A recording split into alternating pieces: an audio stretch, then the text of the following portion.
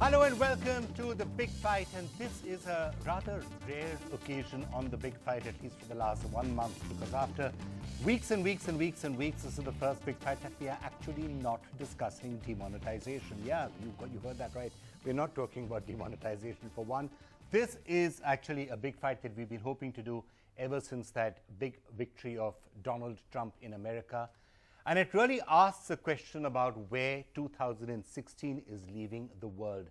Is this going to be remembered as the year when the basic ideas of liberal democracy, a sort of a liberal consensus that came about after the Second World War and continued to develop, this is what democracy should be, this is the way discourse should be, this is what politics should be, this is what government should be, and by and large it was a liberal consensus, both in the government and certainly among the media. So is 2016 going to be remembered as the year when that started to totter, if not actually get dethroned, certainly the year when that started to totter? And we've got some really, really great guests to help us discuss this and analyze this, both in the Indian context, but also in the global context in the light of all that's been happening, because some of the biggest events, obviously the victory of Donald Trump, Brexit and other such developments have been taking place outside our shores and away from us. So joining us in the program, Shashi Tharoor is going to be starting off and helping us get some of the, he's a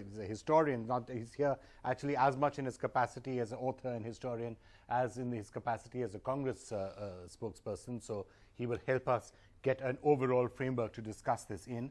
As indeed will Aditya Mukherjee, well-known historian. It's great to have you with us. Francois Gauthier, political writer and journalist, has also served as the South Asian correspondent for Le Figaro. Great to have you with us. Jan Ross is the South Asia Bureau Chief of the German weekly Die Zeit. It's a pleasure to have you with us. Tariq Fateh, Canadian author, one of those who believes that liberalism has already gone way too far and it's about time that the liberal elite were brought down to earth, or something like that, I guess. Tariq, I'm sure you will say when we actually come to you. Meher Sharma, columnist and author, it's great to have you with us. And A.V. Kasbin, South Asia Bureau Chief of the Financial Times. Thank you all so much for being with us. Now, before I kick off with all of my panelists here in the studio, let's try and set the stage a little bit. And Shashi Tharoor, if you look at the example of the way the world has been going, Brexit, the victory of Donald Trump, there is an indication that perhaps we are heading for a more illiberal era than we have been used to. Would you agree with that basic theory, that liberal democracy as we know it might be starting to totter? Liberal democracy, in sort of the Fukuyama thesis that we've reached the end of history and there is only one outcome and it's a triumph of liberal capitalism and liberal democracy, that was discredited already soon after it was propounded, because around the world we saw the rise of ethnic nationalism, we saw the rise of Islamist jihadism, we saw all sorts of factors coming up that Fukuyama had not bargained for, and one could argue therefore that history, far from ending, had simply changed into something that was prepared to show that that reports of its demise were exaggerated. But liberal democracy, in the sense of a way of resolving disputes, of actually voting for political outcomes, of consulting all sections of citizenry, in a sense you could argue that that has not only not ended, but that even the victories of these illiberal politicians like Mr. Trump are actually an affirmation of the survival of liberal democracy institutionally, because it's liberal democracy that has created the culture, the political culture, that has made it possible for people of such contrarian views to actually triumph. So, Shashi, there are some people who would ask, and of course others would say, well, this is exactly a liberal elite media way of looking at it. But there are some people who will ask, and look what Britain did. They voted for Brexit. It's bad for the country. Look what Colombia did. Look what X country did. Look what Y country did. Look what the United States did, voting in Donald Trump. So there are some who are saying, is democracy still working now, or is it become too easy to pander to a certain sort of emotion and get elected that way? In a country like China, would people be saying, well, democracy perhaps not quite the right way anymore? Fair enough, and yet one could turn around and say, what does democracy claim? It claims to be government of the people, by the people, for the people. And if democracy, therefore, is a method in which people get their preferences transformed into government policy, then who are we to sit and say that Brexit is bad for Britain or that Trump is bad for America? After all, the people of Britain constitute what Britain is, the people of America constitute what America is, and they have decided that this is what is good for them. Now, it may be that they will regret that choice, but the whole point about democracy is that people have a right to make a mistake.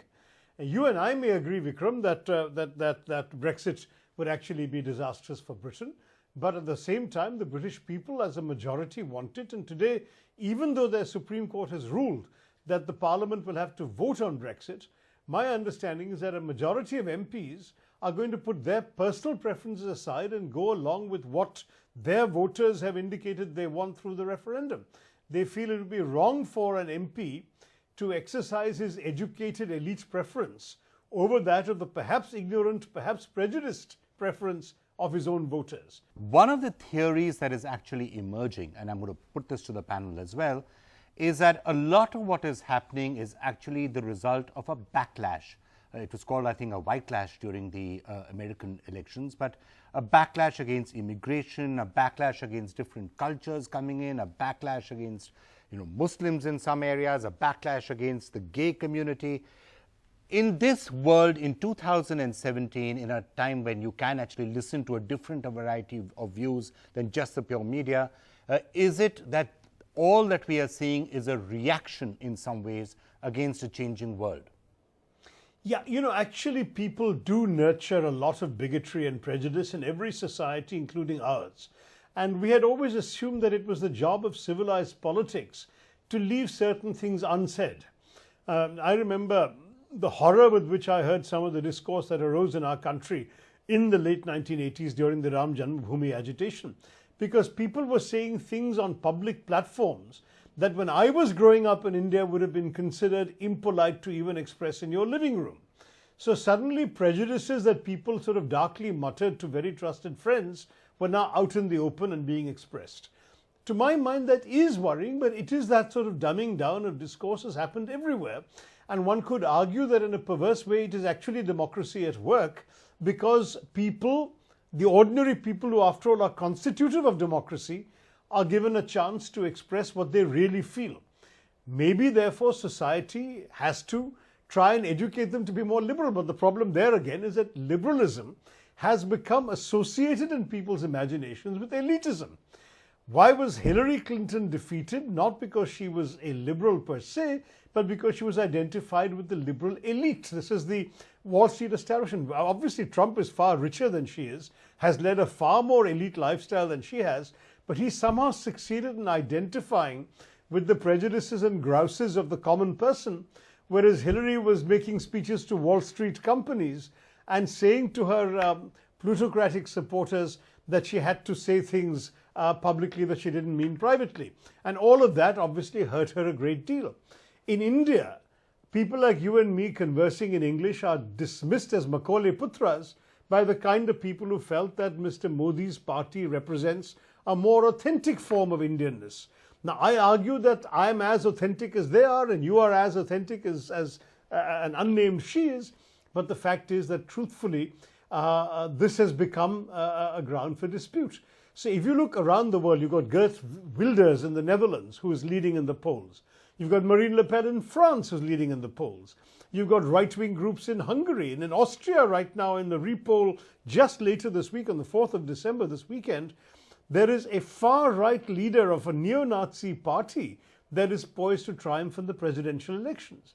Now, what does all this mean? At one level, of course, it's frightening.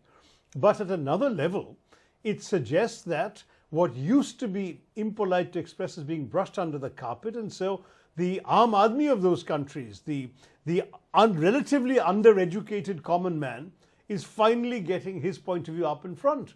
And he may discover that he was wrong, as many of these Aam Aadmi discovered with their support for fascism in the 30s. But the truth is that the rest of the world doesn't want to pay a terrible price for these people discovering they were wrong. Another thing that has been associated with elitism now is, of course, the media. And if you are seeing in country after country when the leaders take over, look what Donald Trump is doing right now. It's an absolute war, it seems, between him and the media in general. Almost daily tweets are coming out from him as president-elect attacking the media. And this you're picking up on social media and things like that, that the media in some way is a liberal media, it's an elitist media, it's out of sync with a lot of what the people out there actually believe. Would you agree with that? And also, are we seeing different echo chambers right now which are being set up? So you will have illiberal echo chambers, and they believe that they have the right on what is the truth, and that the media is therefore, in some way, a paid media and is biased against whoever it is. You see, that is true in that when we speak about the liberalism being associated with the elite, the media gets conflated with both with liberalism and with elitism. And the media is seen as a sort of propagator of a point of view which comes out of a rarefied intellectual environment buttressed by social privilege that most people distance themselves from. Now, if that was true, and I think it was certainly contested territory in India where we had left-wing journalists in the mainstream establishment as well, but we can go to that separately. Left and right were all represented in our country's voices.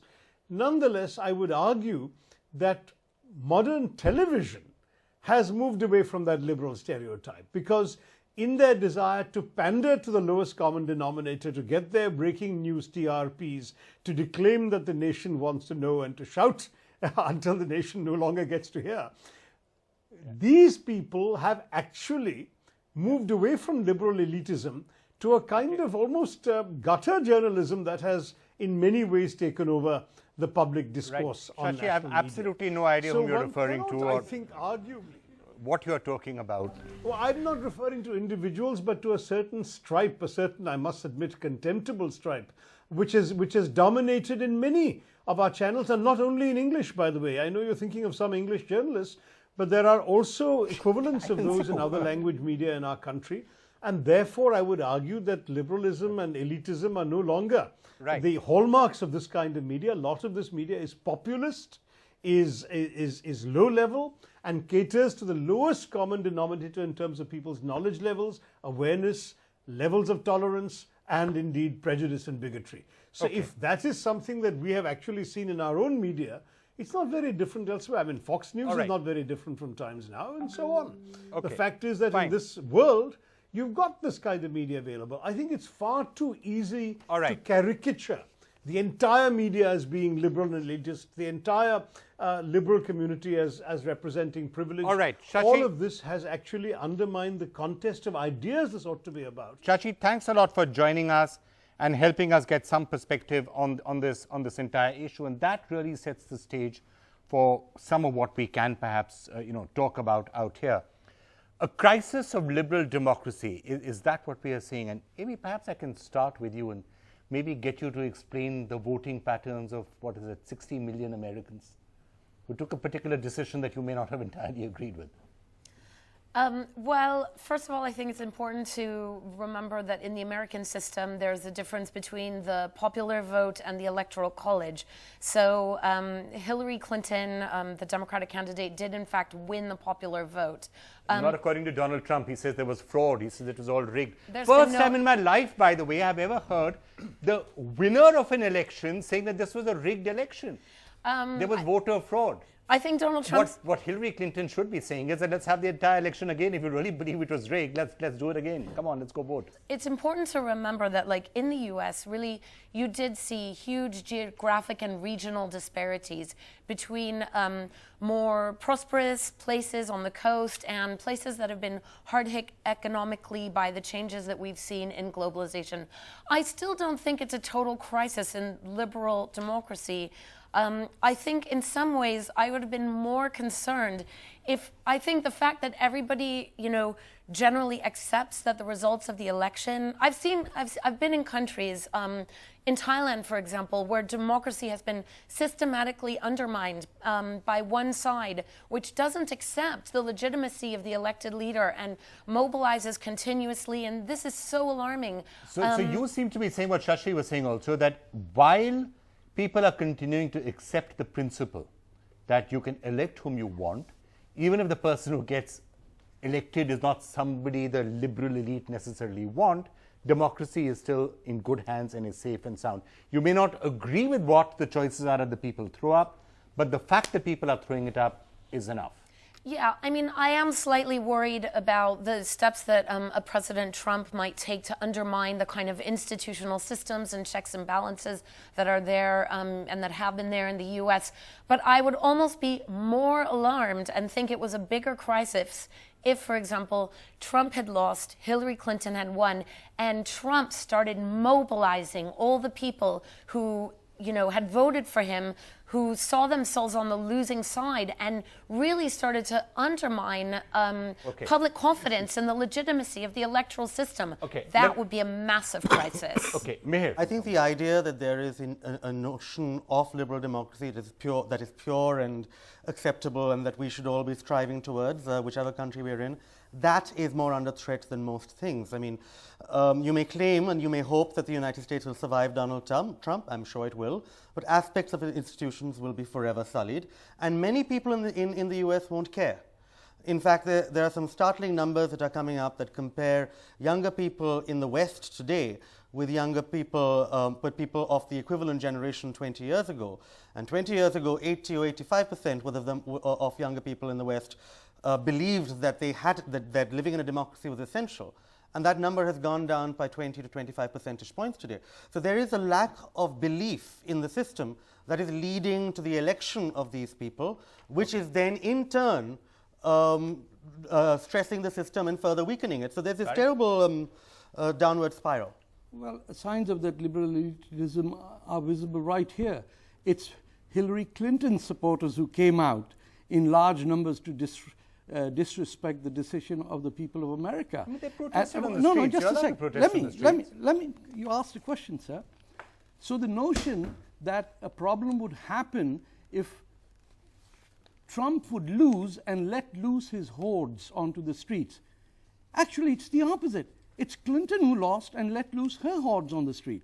And coming to liberal democracy, let me assure you that this is the beginning of liberal democracy. It is the slow death of identity politics that entered into our electoral systems after the Cold War ended, and where everyone and his uncle was placed into an ethnic or garbage and vote. Banks were created and issues. Can I just take you up on that for a second, if you don't mind? You're saying it's the end of identity politics. Yes. Now, there is some who would say that everything that we are seeing right now is still an aspect of identity politics. What happened in the US, what's happening in other countries, is because a certain section of the population does not want immigrants, does not want people of a different color.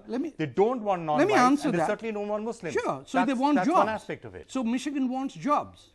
And for working class white men to vote on an issue of getting jobs that have been shipped off to Mexico or China, or for that matter, India or Sri Lanka or wherever, are you suggesting that their desire to get jobs back, and for the first time working class Americans have not voted for a corrupt Democratic Party where the presidential candidate was on the gift line of the Saudis, where she voted for a death of 1 million people in the Iraq war, and yet... Okay, we don't have to retry the American election. But right you now. are. It's over You are trying, sir. No, I'm asking about a broader subject. I'm not just talking about America. It's happening in other countries as well. It's happening but let me come to India. I think it is the first time liberal democracy has come up where identity politics is suffering immensely. And if you don't want to hear that, if that is an unpleasant truth, then that's why people have a distrust of liberal media. Because the moment you come up with an answer... The media has called you here to debate this. That's the reason we want your voice. We're trying to hear it. That's why we've called you here. Well, he's trying to stuff my voice out. That's what I'm saying. Please go ahead. How am I trying to stop your voice? Because you're not letting me finish what I'm saying. Okay, finish what you're saying. That when you self-declare liberal democracy's death simply because the British people rejected what every political party said and voted for Brexit, or that in France, Sarkozy goes down and a different centre-right politician comes up on the very basis of what is the French identity, then why is it that the French people, desiring the principles of the French Republic and the French Revolution, are considered illiberal if they stand up for a revolution that gave us democracy right around the world? Okay, fair enough.